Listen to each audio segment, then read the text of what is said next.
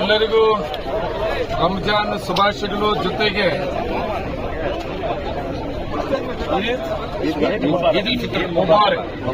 ಈದ್ ಮುಬಾರಕ್.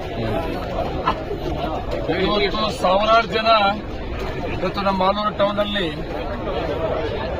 ಈ ಕಾರ್ಯಕ್ರಮದಲ್ಲಿ ಭಾಗವಹಿಸಿದ್ದಾರೆ. ಅವರಿಗೆಲ್ಲರಿಗೂ ಕೂಡ ಅಲ್ಲ ಒಳ್ಳೇದು ಮಾಡಲಿ ಅಂತ ಬಯಸ್ತಾ ಇದ್ದೇನೆ. ನಾನು ಬೆಳಗ್ಗೆಯಿಂದ ಮಾಸ್ತಿನಲ್ಲಿ ಒಂದು ಕಾರ್ಯಕ್ರಮ, ಇದೇ ಕಾರ್ಯಕ್ರಮದಲ್ಲಿ ಭಾಗವಹಿಸಿ, ಅಲ್ಲಿಂದ ಕುಡೇನೂರಲ್ಲಿ ಭಾಗವಹಿಸಿ, ಇವತ್ತು ಮಾಲೂರಿಗೆ ಮೊದಲಿಂದ ಕೂಡ ಈ ಕಾರ್ಯಕ್ರಮದಲ್ಲಿ ಭಾಗವಹಿಸುವಂತ ಅವಕಾಶ ಈ ಜನಾಂಗ ಮತ್ತು ಈ ಜಾಗ ನನಗೆ ಕೊಟ್ಟಿತ್ತು. ಅದೇ ರೀತಿ ಈ ವರ್ಷ ಕೂಡ ಭಾಗವಹಿಸಿದ್ದೀನಿ.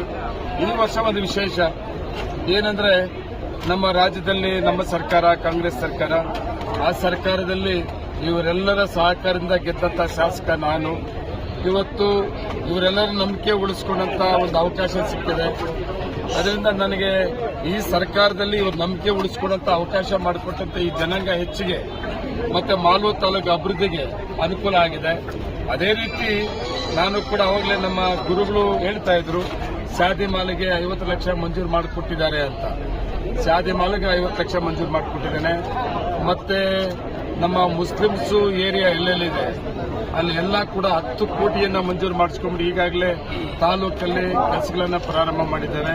ಇನ್ನ ಸುಮಾರು ಯೋಜನೆಗಳನ್ನ ಮಾಡೋದ್ರ ಜೊತೆಗೆ ಶಾದಿ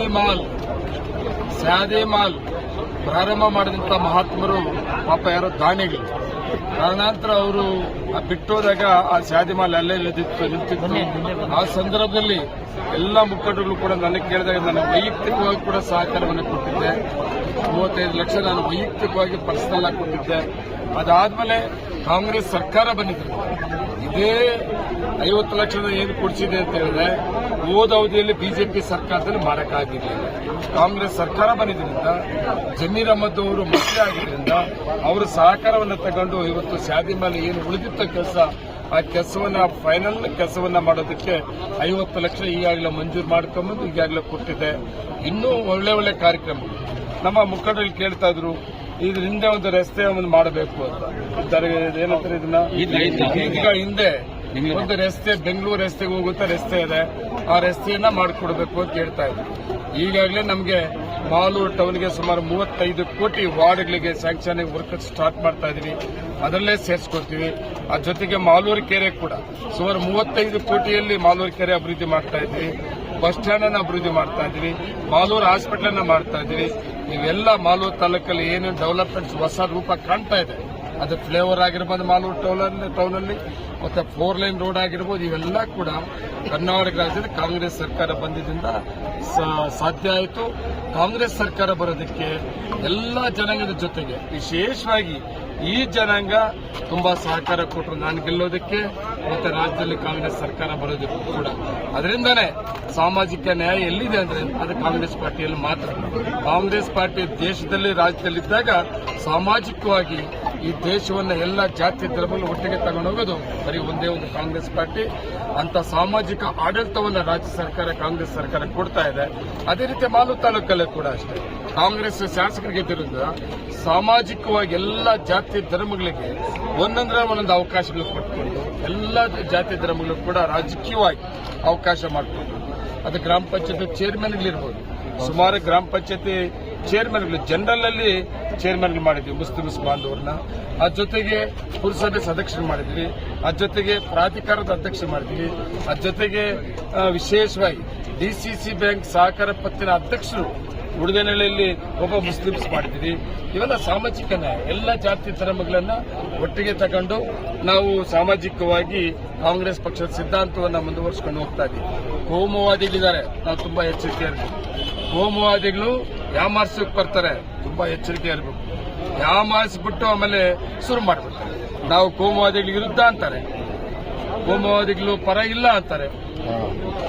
ಕೆಲಸ ಗೆದ್ದ ಮೇಲೆ ಕೋಮುವಾದಿಗಳು ಪಾರ್ಟಿಯಲ್ಲಿ ನೋಡ್ತಾರೆ. ಯಾಕೆ ಹೇಳ್ತೀನಿ ಮಾತಂದ್ರೆ, ನಿನ್ನೆ ಪಾರ್ಲಿಮೆಂಟ್ ಎಲೆಕ್ಷನ್ ನೀವೆಲ್ಲ ನೋಡಿದೀವಿ.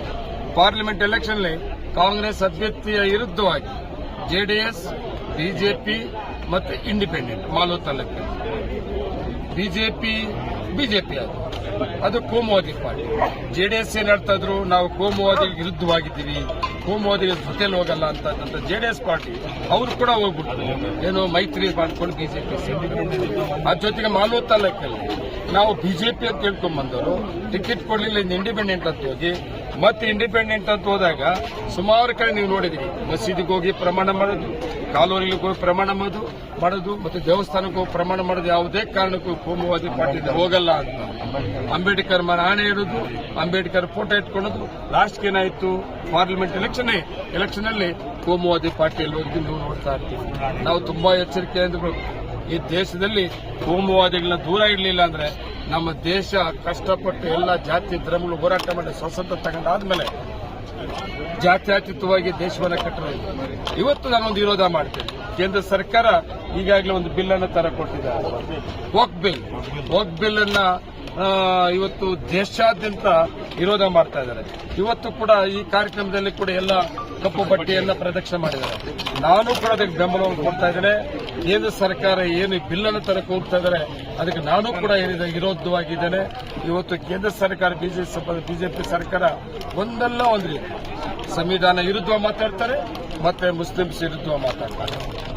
ಸಂವಿಧಾನದ ವಿರುದ್ಧವಾಗಿ ಮಾತಾಡ್ತಾರೆ, ಮತ್ತೆ ಮುಸ್ಲಿಮ್ಸ್ ಜನಾಂಗದ ವಿರುದ್ಧವಾಗಿ ಕಾನೂನು ಮಾಡಕ್ಕೆ ಹೋಗ್ತಾರೆ.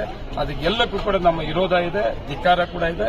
ನಾವೆಲ್ಲರೂ ಕೂಡ ಒಟ್ಟಿಗೆ ಒಗ್ಗಟ್ಟಾಗಿ ಇವತ್ತು ಕರ್ನಾಟಕ ರಾಜ್ಯದ ಕಾಂಗ್ರೆಸ್ ಸರ್ಕಾರ, ಮಾಲೂರು ತಾಲೂಕಲ್ಲಿ ಕಾಂಗ್ರೆಸ್ ಶಾಸಕರು ಶಾಂತಿಯುತವಾಗಿ ನಾವೆಲ್ಲರೂ ಕೂಡ ಒಟ್ಟಿಗೆ ಜೊತೆಯಲ್ಲಿ ತಾಲೂಕನ್ನ ತಗೊಂಡೋಗಂತ ಒಂದು ಜವಾಬ್ದಾರಿಯನ್ನು ಕೊಟ್ಟಿದ್ದೀರಿ. ಅದನ್ನು ನಾನು ಮುಂದುವರಿಸ್ತೀನಿ. ಎಲ್ಲರಿಗೂ ಕೂಡ ರಂಜಾನ್ ಶುಭಾಶಯಗಳು ಹೇಳ್ತಾ, ಈದ್ ಮುಬಾರಕ್ ಕೂಡ ಹೇಳ್ತಾ, ನಿಮ್ಗೆಲ್ಲರೂ ಕೂಡ ಅಲ್ಲಾ ಒಳ್ಳೇದು ಮಾಡಲಿ. ನಾನು ಕೂಡ ಈ ಸಂದರ್ಭದಲ್ಲಿ ನನ್ನ ಕೇಳ್ಕೊಳ್ತೇನೆ. ನನ್ನ ತಾಲೂಕಿನ ಜನ, ಈ ಜನ, ಎಲ್ಲ ಜಾತಿ ಜನ ನನ್ನ ಮೇಲೆ ಇಟ್ಟು ನಂಬಿಕೆನ ನಾನು ಕೆಲಸ ಮಾಡೋದಕ್ಕೆ ನನಗೆ ಆರೋಗ್ಯ ಕೊಡಿ ಅಂತೇಳಿ ಅಲ್ಲಾನ. ಆ ಜೊತೆಗೆ ಜೊತೆಲಿ ಉಗಾದಿ ಕೂಡ ಬಂದ್ಬಿಟ್ಟಿದೆ. ಉಗಾದಿ ಹಬ್ಬದ ಶುಭಾಶಯಗಳು ಎಲ್ಲರಿಗೂ ಹೇಳ್ತಾ, ನನಗೆ ಎಲ್ಲಾ ದೇವರುಗಳನ್ನ ಮತ್ತೆ ಭಗವಂತನ ಮತ್ತೆ ಅಲ್ಲಾನ ಇಬ್ಬರನ್ನೂ ಕೇಳ್ಕೊಂತೀನಿ. ನನ್ನ ತಾಲೂಕಿನ ಜನತೆ ಸೇವೆ ಮಾಡೋದಕ್ಕೆ ಆರೋಗ್ಯ ಕೊಡು, ಇನ್ನೇನು ಬೇಡ ಅಂತ ಕೇಳ್ಕೊತೀನಿ. ನಮಸ್ಕಾರ.